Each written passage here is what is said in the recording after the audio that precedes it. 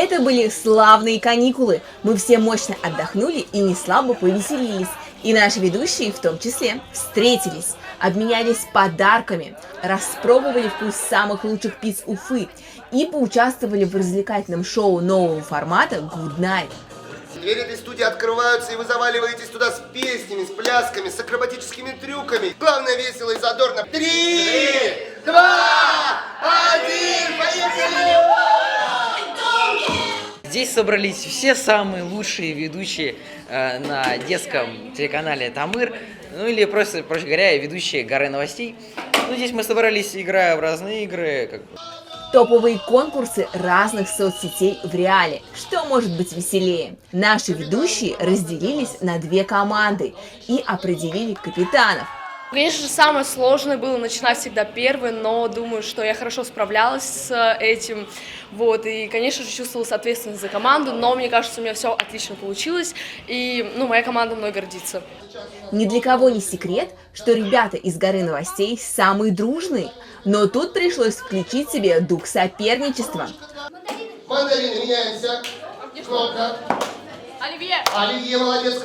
Итак, что мы имеем? Одна команда девочек, одна команда мальчиков и всеобщее безудержное веселье. Командиром команды быть очень прикольно, когда все твои товарищи тебя поддерживают, и ты самый главный среди них. Я пытался как-то выделяться среди всех, быть самым активным и крутым. Да, Матвей не только круто работает в прямом эфире, он еще и, оказывается, отлично двигается на танцполе. Кстати, конкурсы заготовили самые разные: на знание мемов, на ловкость, смекалку и знание современных музыкальных трендов. Конкурс, который мне больше всего понравился, это музыкальный конкурс, потому что он для меня был наиболее всего ближе, и мне очень понравилось то, что песни были такие молодежные, они прям в точку попали с тем, что мы слушаем как раз-таки.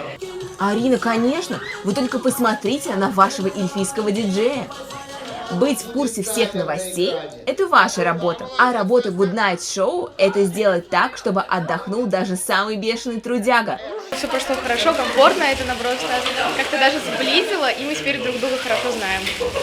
Как вы поняли, всем все понравилось. Ведущие зарядились позитивом, чудесным настроением на весь 2024 год. И теперь готовы дарить вам улыбки в эфире. Но игра игрой, а итог у нас таков. Каждая команда делала что-то одинаковое, то есть у нас были одинаковые конкурсы, и та команда, которая быстрее выполнит эти конкурсы на время, и победит. Победили, к сожалению, мальчики.